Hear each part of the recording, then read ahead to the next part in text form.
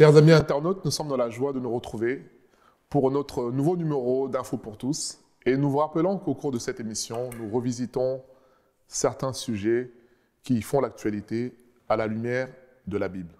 Et notre invité est le pasteur Moshe. Pasteur Moshe, bonsoir. Bonsoir. Comment allez-vous, pasteur Moshe? Très bien, par la grâce de Dieu. Pasteur Moshe, nous commençons par notre premier sujet que nous avons intitulé l'identité numérique. Donc, contrôle à grande échelle. Il y a un projet au niveau européen de portefeuille numérique d'ici fin 2025 et l'objectif, c'est de pouvoir centraliser toutes les informations des citoyens européens sur une application un peu sur le modèle que le gouvernement avait mis en place avec le Covid. Tout ce stop anti-Covid, qu'est-ce que vous pensez de ce projet? C'est un progrès pour l'humanité? Pas du tout, c'est une régression, un retour à la dictature des Nimrod, donc à Babylone. Donc vous voyez maintenant que l'histoire du Covid, de tout ça anti-Covid, c'était que la préparation de ce projet. En réalité, voilà, le Covid n'était qu'un moyen d'introduire ce genre de choses, parce que ça se justifie. Pourquoi? Parce qu'autrefois, ils avaient au moins créé du terrorisme pour justifier de telles mesures. Là, ils ont créé une fausse pandémie pour justifier encore, mais là, ça s'est révélé encore être une fausse pandémie.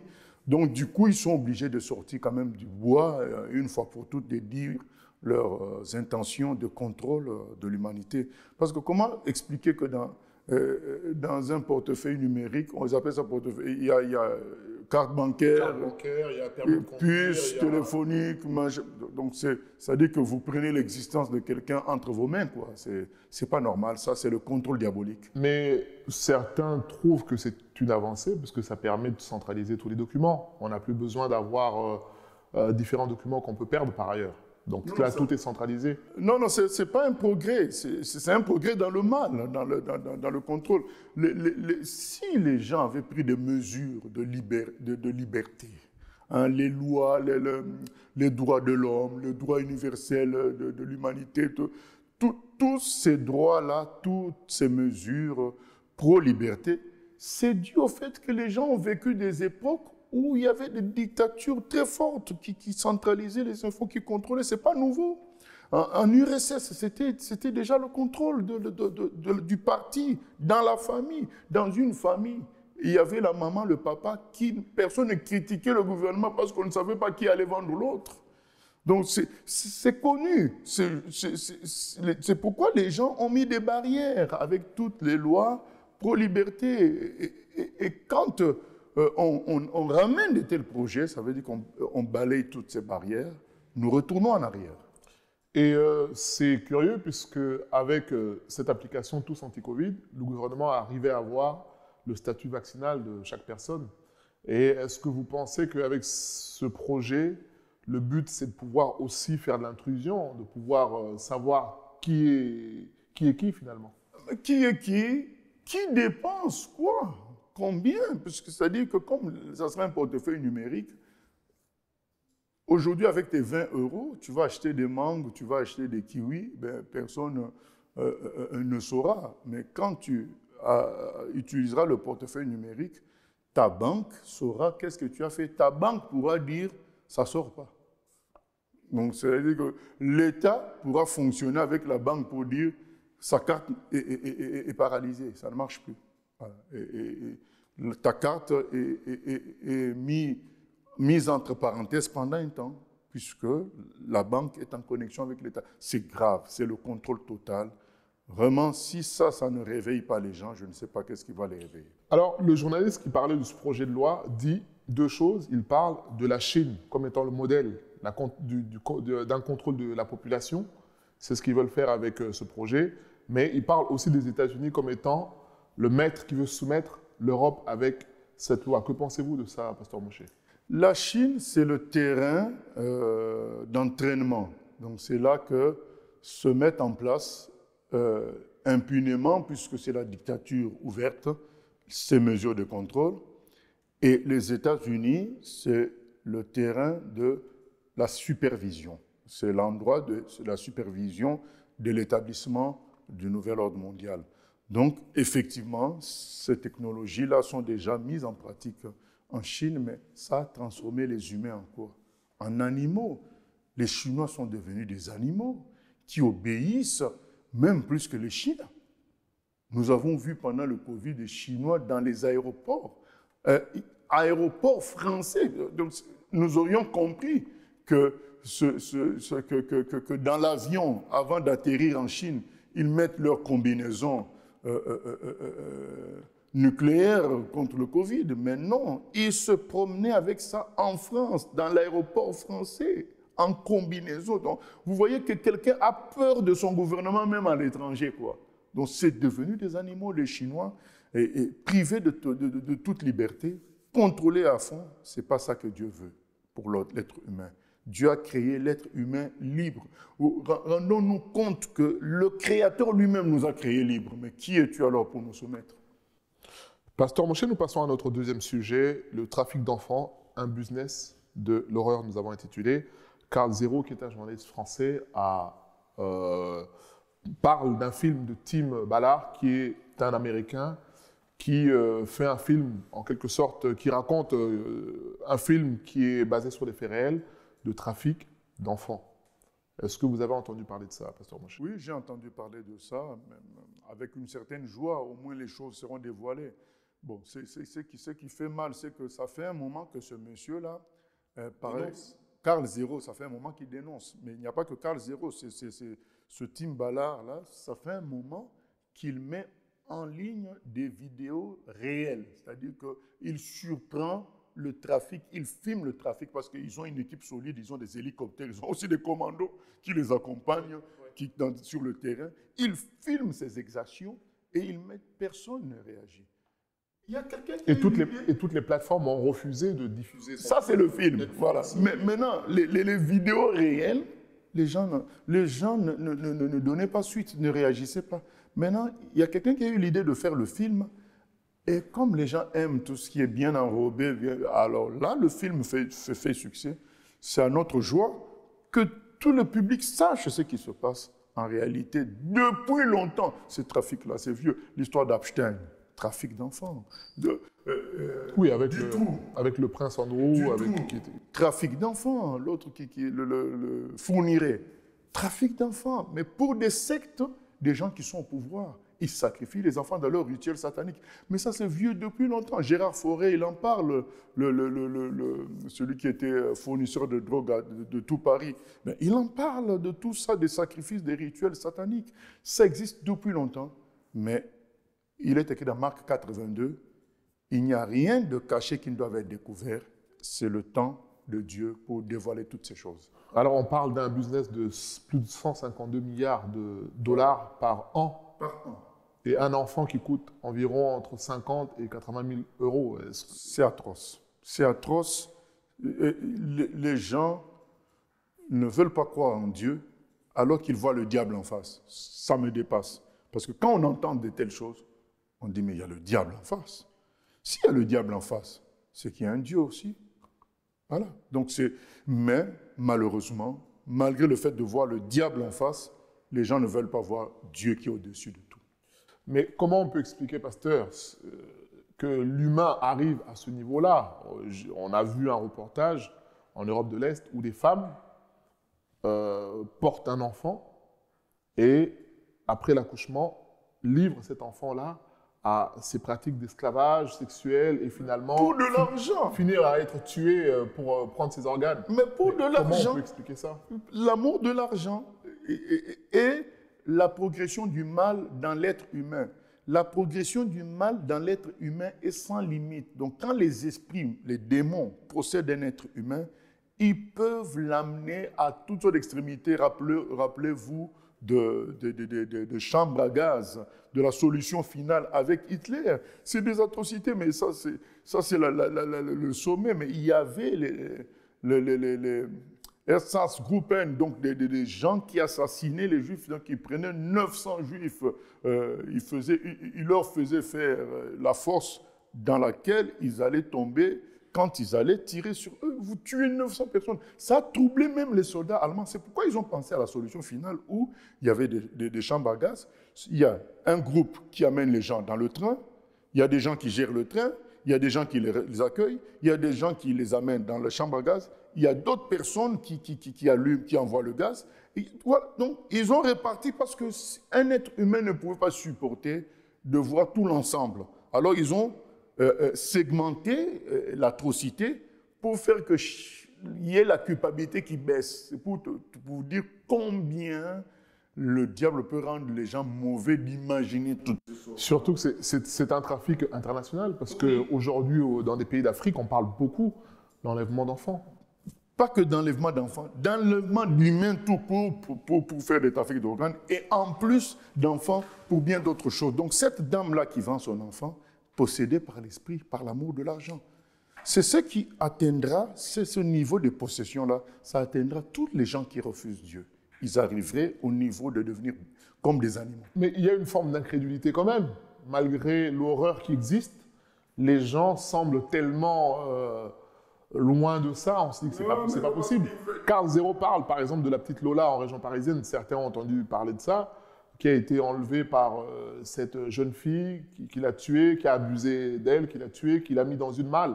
Carl Zéro, justement, on pose la question en disant mais l'affaire a été rapidement étouffée en disant bon, elle a des problèmes psychiatriques, on passe à autre chose.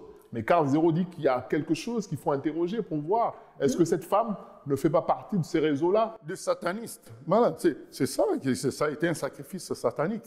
Les gens ne veulent pas que leur paradis soit troublé. Il a sa petite retraite, 3 fois par an, il va en Espagne, 1 fois en Croatie, il a son restaurant habituel au coin de la rue. Il ne veut pas que tu viennes lui dire le monde est mauvais. Il y a des menaces, il y a des satanistes, il y a des enleveurs, des kidnappeurs d'enfants. Ils ne veulent pas troubler leur paradis, alors qu'ils voient bien que ce n'est pas le paradis, la terre, puisqu'on finit par mourir. Le hasard fait qu'actuellement où on parle, il y a un enfant en France. Enlevé, Émile, voilà, donc un enfant de 2 ans. Un enfant de 2 ans entre nous. Est-ce que c'est sérieux qu'un enfant de 2 ans quitte chez lui et il y en a d'autres, Maddy, enfin la petite anglaise, il y a beaucoup. Il y en a beaucoup. Et tout ça montre quoi? C'est qu'il y a ces réseaux-là qui sont puissants, qui font ce qu'ils veulent, mais le Messie, Jésus, viendra mettre un terme à leurs exactions. Tôt ou tard, nous l'attendons pour cela. Mais malheureusement, nous voulons dire que les gens se sont laissés avoir par l'amour du bien-être terrestre qui est très éphémère, parce qu'après les gens vieillissent, ils tombent malades, mais ils se sont fait avoir par tout ça, alors que Dieu nous propose l'éternité. Et quand tu te fais avoir par tout ça, tu peux être possédé au point de faire les pires atrocités. Pasteur Mouché, nous passons à notre 3e sujet qui a fait l'objet d'une émission que vous avez faite, c'est la loi de programmation militaire. Donc il y a l'article 20202, alinéa 1, qui donne au président de la République le pouvoir de réquisitionner les citoyens et leurs biens pour le bien, pour la cause de l'État. Qu'est-ce que vous pensez de cette loi, qui est patriote par ailleurs? Ce n'est pas patriote, c'est une loi de contrôle, c'est la mise en place du nouvel ordre mondial. C'est-à-dire que les humains ne s'appartiendront plus, ils appartiendront à la nation, entre guillemets. Après, ça ne sera plus la nation, mais à la communauté mondiale. Voilà, il n'y aura plus de personnes. Vous savez, quand on dit personne, il y a une différenciation, donc il y a une sorte d'isolation de l'être. Il n'y aura plus de personnes, il y aura une fusion à la masse, à une masse diffuse qu'on appellera la nation mondiale. Et ça, c'est la volonté du diable, à travers l'Antéchrist, de dominer le monde entier. Au fait, il voudrait prendre l'adoration qui est vouée à Dieu, il veut la prendre pour lui, mais obligatoirement de tous. Donc, il veut dominer. C'est ça qui se met en place. Là. Au niveau de la temporalité, Pasteur Mouché, ça pose quand même question. La loi a été votée le 6 juillet 2023, promulguée le 13. Et la question, c'est au niveau de la temporalité, on a vu ce qui s'est passé en France avec les émeutes. Est-ce qu'on profite du fait que les gens aient une attention ailleurs pour pouvoir passer des lois? Et où est l'opposition? On ne profite pas, on construit ça. Donc, ils ont construit les émeutes pour pouvoir faire accepter des lois iniques de ce. Comment on peut construire des émeutes? Pasteur Boucher, vous vous rendez compte de ce que vous dites? Celui qui vous suit, comment... C'est simple. Il y a un jeune qui a été tué et les banlieues... Ça, ce n'est pas le problème. Le vrai problème, c'est que le jeune est tué, vous venez dans le quartier, vous payez 10 personnes. Pour commencer, ces 10 personnes-là, qui reçoivent par exemple 5 000 € chacun, eh bien, ils vont donner 1 000 €. Ils vont donner 100 € à 10 petits. Et voilà, donc les 5 personnes vont devenir 50 ou bien 55. Et quand eux, ils commencent à payer, les autres voient, ils suivent. Tout ça, ça peut s'organiser. Les révolutions orange en Ukraine, tout ça, c'était financé par les Américains. Plein de révolutions, entre guillemets, pacifiques sont financées. Donc, on paye certains leaders qui vont commencer et les autres vont suivre par logique grégaire. Mais c'est facile à organiser. Et puisque nous voyons bien qu'il y a une coïncidence entre tout ça et cette loi. Donc, et beaucoup de Français disent oui, il faut bien des lois comme ça, puisque avec la menace des hordes barbares qui sont dans les cités, il faut bien qu'il y ait des lois pour pouvoir les maîtriser en cas de débordement. Voilà, c'est organisé. Ordo ab chaos, c'est le principe de la franc-maçonnerie. Le désordre d'abord, et puis nous imposons notre ordre. C'est ça. Pasteur Moshe, nous passons à notre 4e sujet. Il s'agit d'une jeune qui passe sur les réseaux sociaux, notamment TikTok, Instagram et tout le reste, et qui dit qu'elle a vendu son âme au diable. Je vous invite à regarder cette vidéo et nous allons commenter ensuite. D'une part, je pense que j'ai un peu vendu mon âme. À qui? Je sais pas. Au diable? Peut-être. Pourquoi t'as vendu ton âme? Pourquoi pas? Elle a un prix, ton âme? Une âme humaine, ça a un prix? Bon, prochaine question. Non, mais c'est intéressant. Ouais. C'est intéressant. Je sais, non, mais après, je pense que oui, d'une part, je l'ai vendu. Oui. Comment on vend son âme? Ah, ça, je pourrais pas t'en parler. Mais on la vend à une entité, on la vend à une Je présence. pourrais pas t'en parler, vraiment, je répondrai pas. Donc, Mais est-ce que tu peux pas en parler parce qu'il ne faut pas que t'en parles? Ça fait partie du contrat? En tout cas, oui, je sais que je préfère pas trop donner de détails. Donc ça veut dire que tout ce que tu as vu par la suite, les histoires avec Carla Moreau, les Marseillais, la sorcellerie, Danaé, etc., ça t'a pas étonné? Non, pas du tout. Non. Je suis pas surprise non plus. Je t'en parlais à l'époque. Je te disais que tout le monde était un peu dedans. Donc, Mais après, moi, je dis pas que j'ai fait vraiment de la sorcellerie. J'ai pas fait de sorcellerie. Genre, j'ai pas consulté des sorcières pour percer. Mais en tout cas, je pense que d'une part, j'ai un peu vendu mon âme. Et tu penses que tu dois ta célébrité parce que tu as vendu ton âme ou parce que tu as fait en tout cas, je pense que c'est quand même grâce surtout à mon alter ego, qui est Raka. Mais ton alter ego, c'est un démon que t'appelais. Je pense que c'est un peu ce personnage finalement, parce que tu parlais de personnage, donc j'ai un peu une part de personnage, et c'est Raka qui prend quand même le dessus en fait. Des fois, il y a des moments où je suis même plus moi-même. C'est-à-dire que tu sous-entends qu'il y a... Surtout au studio, quand j'enregistre et quand j'écris mes sons, parce que moi j'ai commencé par la musique, et de base, ouais, surtout quand j'écris mes sons, je ne suis plus moi-même, c'est même plus moi qui écris. C'est-à-dire tu sens que tu n'es plus... Je sens que je perds le contrôle. C'est-à-dire, il y a quelqu'un d'autre en toi? Oui, quelqu'un qui switch avec moi, en fait. Donc c'est une possession? Comme une sorte de possession, ouais. Et tu sens que quelqu'un rentre dans ton corps? Exactement. Ça te fait pas peur? Non. Pasteur Moshe, cette jeune dit littéralement qu'elle a vendu son âme au diable. Donc la personne qui l'interroge lui demande ce que ça veut dire. Elle dit que je ne peux pas vous en parler. Est-ce que c'est une... chicanerie, une blague ou... C'est pas une blague parce qu'elle n'est pas la première. Serena Williams a avoué qu'elle avait plusieurs esprits en elle. Ils appellent ça les alter ego. L'autre, celle qui est devenue folle. C'est ce qu'elle dit, elle parle de son alter ego. C'est le même style. C'est le même style, c'est pas nouveau. Elle a fait succès. Elle était devenue folle à un moment donné. Pareil, elle dit que parfois, il y a l'autre entre elle. Beyoncé a dit la même chose. Donc, ce sont des contrats sataniques pour avoir le succès. Comment vous comprenez le suicide de Michael Jackson et des princes? Ce sont ces esprits-là. Ces esprits-là, ils te donnent le succès et à un moment donné, ils commencent à te perturber. Tu n'as plus de vie. Ils t'ont donné le succès. Maintenant, à un moment donné, le temps de l'esclavage sur toi commence, le temps de la domination, de leur profit sur toi commence, et eux, ils vivent du malheur d'autrui. Et donc, ils commencent à te créer malheur sur malheur. C'est pourquoi ces gens-là sont obligés de se mettre du propofol pour ne pas exister, parce que tant qu'ils existent, ces esprits-là agissent. Voilà.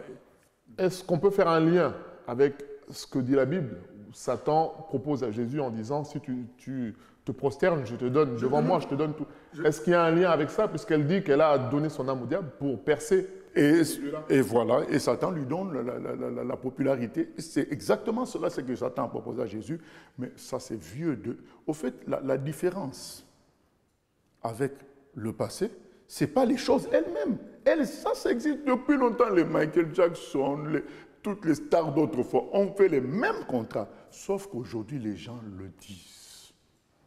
C'est comme s'ils veulent inviter d'autres à suivre la même voie. Certainement, elle aussi, elle a... Est-ce que ce n'est pas pour dénoncer aussi? Pas du tout. C'est vraiment pour... comment dire? Ça commence à se vulgariser, à devenir commun. Voilà.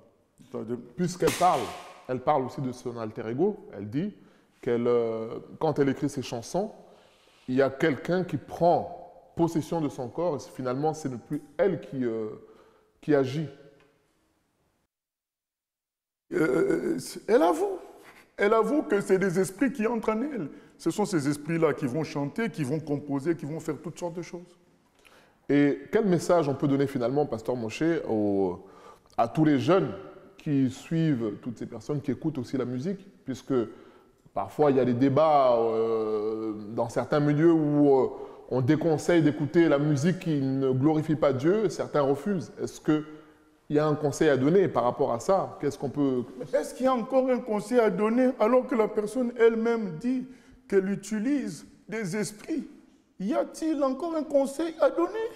La personne elle-même, elle vous dit que je compose, je chante, j'ai du succès. Ce n'est pas moi qui compose. C'est pas moi, c'est un esprit qui entre en moi. J'ai fait le contrat avec le diable. Donc ce que vous suiviez vient du diable. Donc les gens qui polémiquent tout le temps sur la musique du monde, ben, ils sont confondus, puisque eux-mêmes ils avouent. Voilà, c'est cela. Moi, il n'y a plus rien à dire, puisque la dame elle-même, elle a parlé. Pasteur Moshe, nous arrivons au terme de notre émission avec le dernier point. Il s'agit de l'inauguration du complexe ICC qu'ils ont appelé Cité Royale. Donc 6 ans de construction. On se rappelle que le pasteur de ce mouvement avait eu une vision ou un songe où il voyait 1000 personnes qui devaient contribuer à hauteur de multiples de 1000 sous forme de pyramide. Alors beaucoup avaient vu un signe maçonnique. Et donc ils ont fait l'inauguration le 5 juillet. C'est un très beau temple. Qu'est-ce que vous pouvez dire par rapport à ça, Pasteur Moshe? C'est une bénédiction pour la francophonie, pour la France. C'est un très bon centre commercial, puisque je suis gentil. Mais normalement, je devrais dire que c'est un très bon temple pour le diable. Mais ils se réunissent au nom de Jésus. Matthieu 7 nous dit que beaucoup de gens diront nous avons prophétisé en ton nom en parlant à Jésus, nous avons prêché en ton nom. Il leur dira, je ne vous connais pas parce que vous ne faites pas ma volonté. Ces endroits-là sont des endroits de spectacle, c'est des endroits de mélange entre le monde et Dieu pour banaliser ce qui est Dieu, pour dénigrer, dévoyer ce qui est de Dieu, puisque vous êtes bien au courant que ces salles-là ne vont pas servir qu'aux choses de Dieu. Je confirme ce que vous dites, puisque le pasteur lui-même a dit que ce n'étaient pas des salles de culte seulement, ce sont des salles de conférence qui sont ouvertes à tout le monde, aux païens, aux chrétiens, l'objet étant de pouvoir faire fonctionner cela pour que ça puisse générer de l'argent. Voilà, donc les païens vont louer ça pour faire des réunions sataniques, les païens vont louer ça pour faire des réunions de débauche. Pas de problème tant que ça fait entrer de l'argent. Donc c'est pourquoi je vous dis que je suis gentil en disant que c'est un centre commercial, mais en réalité, c'est au service du diable. Mais pourquoi Dieu laisse faire ça s'il sait que ce ne sont pas des gens qui ne sont pas à lui? Est-ce que ça ne pourrait pas mettre la confusion pour ceux qui sont sincères mais dans l'erreur? Ceux qui sont sincères doivent lire la Bible. Parce que c'est le nom de Jésus qui est cité. Mais où je trouve Jésus C'est dans la Bible. S'ils lisent vraiment la Bible, ils verront que ce qui se passe là, ce n'est pas de Dieu, parce que Jésus a dit, nul ne peut servir de maître. Tu ne peux pas servir l'argent et Dieu. Il a été clair, il a dit, vous avez reçu gratuitement, donnez gratuitement. Dans ces endroits-là, on vend les choses de Dieu, on vend les prédications, on vend les enseignements. Les gens le disent ouvertement, ces pasteurs-là disent ouvertement qu'il faut décomplexer les gens par rapport à l'argent, alors que le maître Jésus dit, il ne faut pas aimer l'argent. L'apôtre Paul dit, ceux qui cherchent à s'enrichir tombent dans un piège. C'est clairement dit. L'apôtre Paul dit dans 2 Corinthiens 6, 14, il n'y a pas de mélange à faire entre les choses de Dieu et les choses du monde. C'est écrit clairement. Donc, ces gens-là qui sont sincères, si vraiment ils sont sincères, ils devraient lire la Bible et quitter ces endroits-là. Mais en réalité, beaucoup sont là-bas par convoitise parce qu'ils se voient aussi devenir riches, ils se voient aussi devenir populaires, célèbres. Ils ne suivent pas Jésus. Ils suivent un mouvement qui réussit. Mais vous savez, il y a les stades de football qui remplissent aussi les gens du monde, 80 000, 100 000 personnes. Il y a des stars qui sont millionnaires parce que les gens achètent leurs maillots, tout ça. C'est pas nouveau tout ça. C'est juste que on utilise malheureusement le nom du Seigneur. C'est pourquoi leur jugement sera double. Donc, vous pensez que ces endroits-là sont des endroits finalement qui amènent les gens à la perdition. À la perdition, Jésus en a parlé, l'a dit, c'est des aveugles qui amènent d'autres dans le trou. Et les ouvriers, les équipiers de ces mouvements-là, ils s'appellent stars. Alors, je ne connaissais pas la définition. J'ai entendu ça aujourd'hui en regardant l'inauguration. Star qui veut dire serviteur travaillant activement au royaume. Oui, mais pourquoi cet acronyme qui va ensemble avec la popularité, le succès qu'il y a dans le monde? Vous voyez bien que c'est des gens qui sont dans le monde. C'est le monde qui les intéresse. Or, il est écrit dans 1 Jean 2, 15 à 16, « Bien-aimés, n'aimez point le monde, ni tout ce qu'il y a dans le monde. » C'est écrit clairement. Or, ces gens-là, tout ce qu'ils font est en relation avec le monde. Nous devons faire entrer l'argent comme les gens du monde. Nous devons avoir des grandes salles comme les gens du monde. Nous devons nous appeler stars comme les gens du monde. Tout est comme le monde, alors que Dieu nous exhorte à être semblables au ciel. Pasteur Mouché, quel est votre dernier mot au regard de tout ce que nous avons traité aujourd'hui? Le dernier mot, c'est que, comme d'habitude, c'est qu'avec tout ce qu'on a traité, trafic d'enfants, identité numérique, loi de programmation, donc c'est-à-dire qu'ils pourront vous saisir, faire de vous ce qu'ils veulent. La TikTokeuse qui dit, à son âge là, qu'elle est possédée par des esprits, elle a fait des contrats avec le diable pour chanter. La cité royale diabolique de Castanou, quand vous voyez que vous vivez dans un monde pareil, vous êtes pressé d'aller au ciel. Et donc, j'interpelle chacun à crier à Jésus. Jésus peut te sauver aujourd'hui pour sortir de l'esclavage de ce monde, des dangers de ce monde. Jésus est l'arche. Quand tu crois en Jésus, peut-être tu ne mourras pas tout de suite, mais tu es comme dans une bulle, dans ce monde pervers. Mais qui peut aimer un tel monde entre nous? Voilà. Que Dieu nous aide, que Dieu nous ouvre les yeux et surtout change nos cœurs pour que nous soyons plutôt attirés par les choses du ciel. Au nom de Jésus. Chers amis, c'est sur ces paroles que nous arrivons à la fin de notre émission. À très bientôt.